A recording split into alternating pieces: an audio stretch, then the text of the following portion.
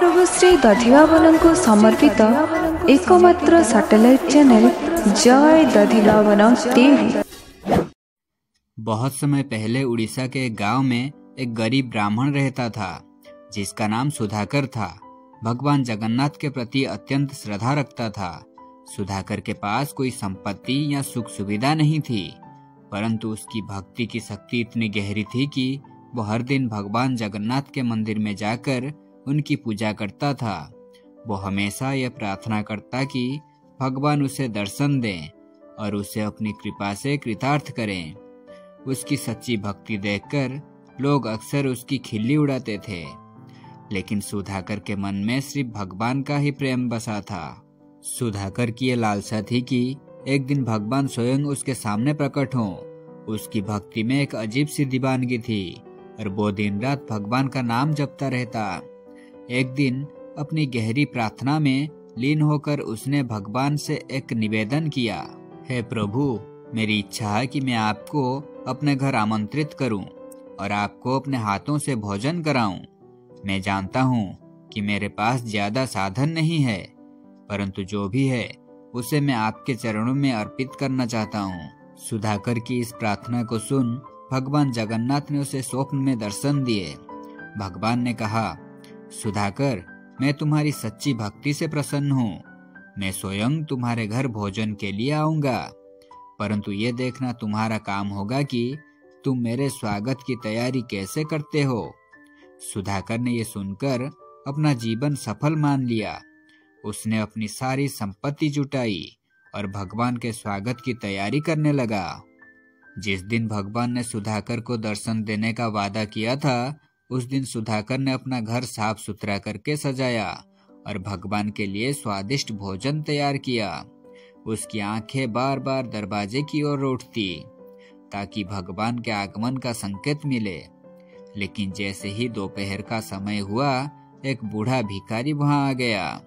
उसकी हालत जर्जर थी और उसकी आंखों में भूख और प्यास का भाव झलक रहा था।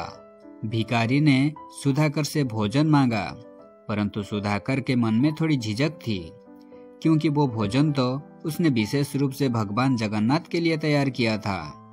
लेकिन उस भिखारी की हालत देखकर उसका दिल पसीज हो गया और उसने सोचा, भले ही भगवान का प्रसाद इस गरीब को दे दूं। उसने भिखारी को अपने भोजन का आधा हिस्सा दे दिया और फिर बाकी हिस्से को भगवान के लिए रख दिया।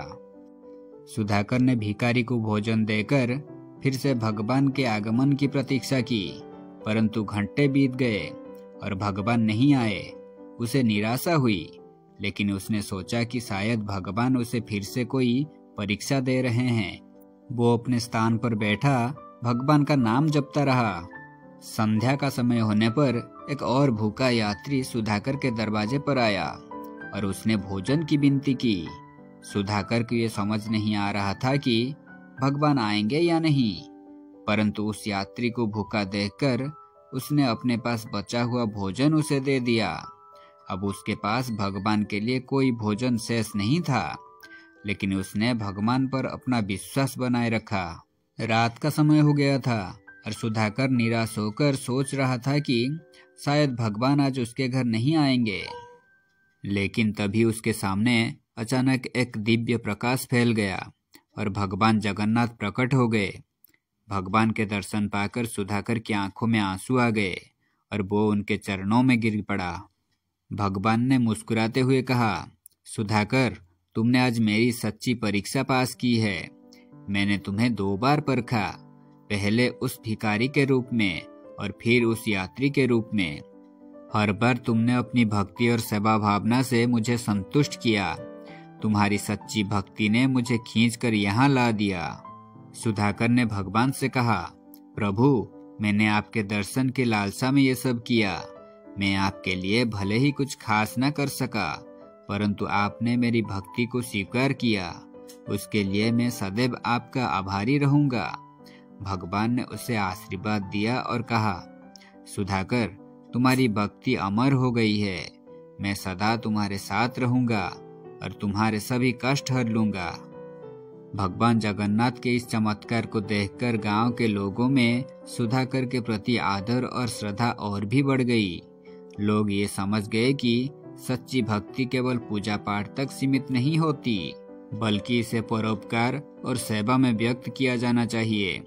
सुधाकर की कहानी ने सभी को ये सिखाया कि सच्चा भक्त वही है जो हर परिस्थिति में भगवान का प्रेम और विश्वास बनाए रखता है। ये कहानी हमें ये सिखाती है कि भगवान की भक्ति का वास्तविक अर्थ है दया, प्रेम और सेवा। जब हम दूसरों की सहायता करते हैं तब भगवान स्वयं हमारी सहायता के लिए प्रकट होते हैं। भगवान जगन्नाथ अपने सच्चे भक्तों की परीक्षा लेते हैं, परंतु अंत में उनकी भक्ति का प्रतिफल अवश्य उन्हें देते हैं। इस कहानी से हम ये सीख सकते हैं कि सच्चा प्रेम और सेवा भाव ही भगवान की कृपा प्राप्ति करने का सच्चा मार्ग है।